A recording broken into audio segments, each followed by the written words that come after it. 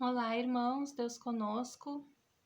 Pela vontade de Deus, eu gostaria de compartilhar então uma passagem do Evangelho que está em Lucas, capítulo 18, versículo 9, a parábola do fariseu e do publicano. Propôs também esta parábola a alguns que confiavam em si mesmos por se considerarem justos e desprezavam os outros. 2 homens subiram ao templo com o propósito de orar. Um fariseu e o outro publicano.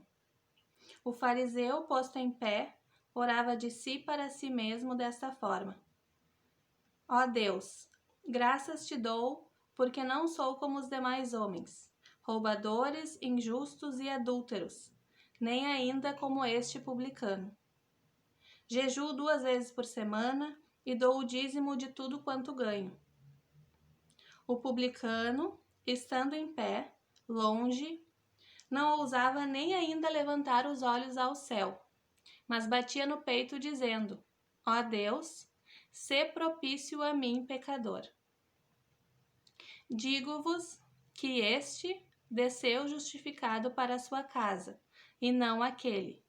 Este, então, é o publicano, e aquele é o fariseu. Porque todo o que se exalta será humilhado, mas o que se humilha será exaltado. O que essa parábola traz, né, é essa meditação que a gente deve fazer em relação à nossa prática, né? Muitas vezes a gente se encontra como algozes dos nossos irmãos. Tem uma outra passagem do Evangelho que também fala sobre isso. Também tem aquela passagem que fala sobre tirar o argueiro do olho do irmão e não ver a trave no seu próprio olho, né? É uma tendência nossa e às vezes não por mal, porque às vezes a gente enxerga algo de errado e quer ajudar e acha que aquele irmão precisa da nossa ajuda. Mas muitas vezes nós deixamos de ver aquele mesmo erro em nós mesmos. E aí o que aqui nos fala é que a gente precisa, sim, olhar para dentro de si mesmo e admitir os nossos erros diante de Deus. Né? Que se a gente confessar a Ele os nossos pecados, Ele vai sim nos ensinar e nos mostrar o caminho correto.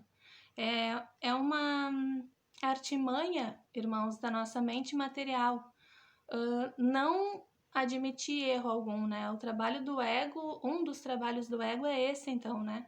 Nos fazer essa ideia de perfeição que não existe, né? Não existe fora de Deus, não existe humanamente falando. Então, nós muitas vezes somos comedidos por esse orgulho, por essa ideia de que a gente já faz tudo certo.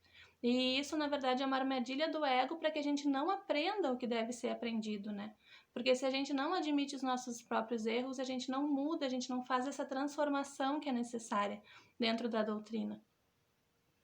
Durante os evangelhos, né, todo esse ensinamento de nosso Senhor Jesus Cristo faz a gente perceber a importância, então, dessa humilhação, né, da gente entender que nós não somos aquilo tudo que nós pensamos, mas que nós devemos sim pedir a Deus que Ele aumente em nós as virtudes.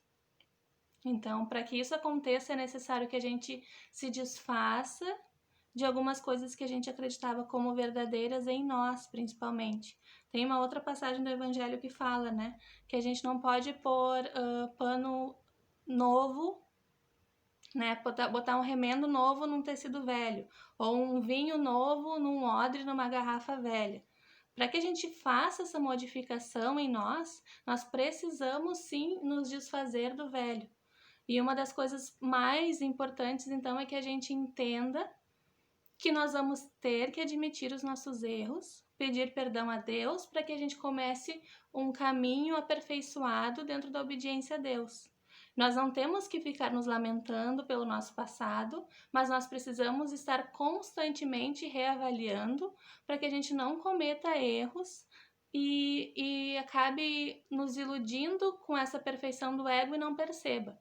E aí a gente acaba vendo todo o erro para fora de nós e não vendo as mudanças que nós podemos fazer dentro de nós.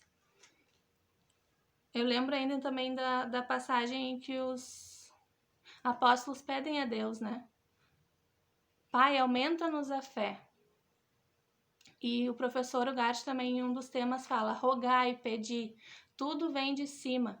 Inclusive essa humildade que nós devemos ter, se nós ainda, e a gente sabe que o orgulho é uma das grandes barreiras mesmo que a gente tem que enfrentar, que a gente possa pedir a Deus, que isso também vem de cima, né?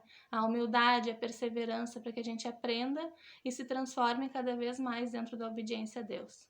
Eu agradeço a Deus, então, por essa oportunidade de falar pelos irmãos, falar para os irmãos, e Deus conosco.